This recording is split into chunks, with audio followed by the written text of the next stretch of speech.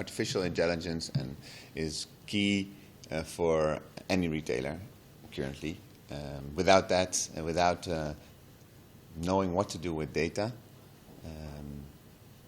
you will not be ready for the future, especially now with all the new trends in the e-commerce world. I think there are many ways artificial intelligence or data is using e-commerce companies to make the right decisions. What we really see is that e-commerce in general needs to be client-focused. So if you don't know your client, you cannot be good at commerce. So using data and artificial intelligence to come closer to your clients, I think is key. And there are many examples of this. That can be on the payment side, it can be on the marketing side, it can be on the fraud and risk side. In the past, when you would go to a website and you would buy something and you would press pay, there would be just simply the payment methods which are there, which are available.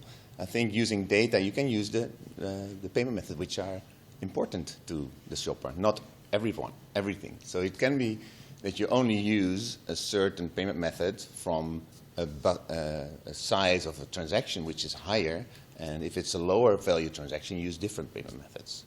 So that's a very good example of how you can use data to offer certain payment methods in certain countries.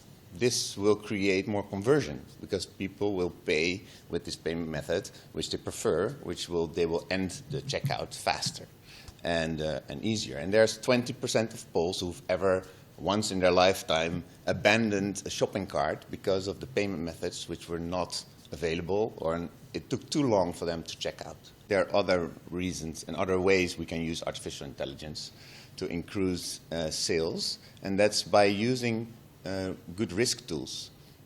Of course, fraud in the e-commerce world is a big problem, and it's easy to block a lot of fraud, but it's more difficult to block the right shoppers, the real fraudsters. But there's always a part of shoppers you're blocking which are actually good shoppers. And that's where data comes in play.